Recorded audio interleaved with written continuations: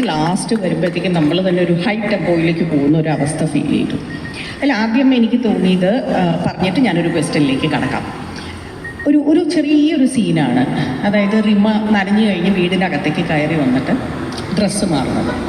സാധാരണ രീതിയിൽ സിനിമകളിൽ കാണിക്കുന്നത് പുരുഷന്മാർ പബ്ലിക്കായിട്ട് തന്നെ ഡ്രസ്സ് മാറും, പക്ഷേ സ്ത്രീകൾ ക്യാമറയ്ക്ക് പുറകിൽ തിരിഞ്ഞ് നിൽക്കും, അല്ലെങ്കിൽ ഏതെങ്കിലും ഒരു ഷോൾഡറിൻ്റെ ഭാഗമൊക്കെ കാണിച്ചിട്ട് ആ ഡ്രസ്സ് ചേഞ്ച് ചെയ്യാമെന്നുള്ള കമ്മ്യൂണിക്കേറ്റ് ചെയ്യുള്ളൂ. ബട്ട് ഇവിടെ വളരെ കൂളായിട്ട് കാണിച്ചിട്ടുണ്ട്.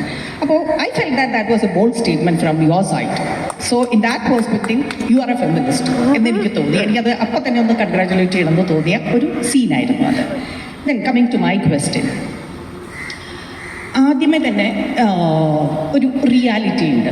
അത് ഏറ്റവും അവസാനം ആ പേപ്പർ കട്ടിങ് ന്യൂസാണ് ആ റിയാലിറ്റി എന്ന് നിങ്ങൾ പറഞ്ഞു വയ്ക്കുന്നുണ്ട്. സെക്കൻഡ് തിങ്, ഇതിലൊരു ചരിത്രം വരുന്നുണ്ട്. ചരിത്രത്തെ ഇവിടെ ഞാൻ കാണുന്നത് ഹിസ്റ്ററി എന്നുള്ള രീതിയിലേ കാണുന്നുള്ളൂ.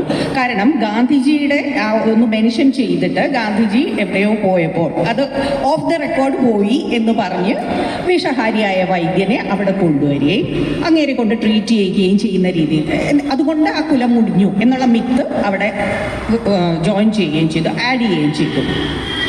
പിന്നെ വരുന്നത് അമ്മയുടെയും മോളുടെയും നൂറ്റാണ്ടുകളായിട്ട് മനസ്സിൽ അടിഞ്ഞു കിടക്കുന്ന വിശ്വാസങ്ങളും ആചാരാനുഷ്ഠാനങ്ങളും.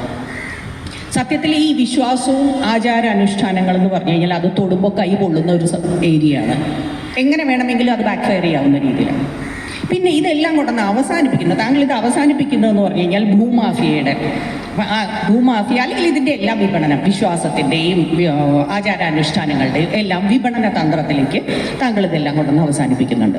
അപ്പോൾ ഇത്രയും ഈ മൾട്ടി ലെയർഡ് ആയിട്ടുള്ള സാധനങ്ങളെ ഇങ്ങനെ ജെല്ല് ചെയ്യുമ്പോൾ എവിടെയെങ്കിലും ഒന്ന് പാളിപ്പോകാനുള്ളൊരു ചാൻസ് എപ്പോഴെങ്കിലും തോന്നിയിരുന്നോ?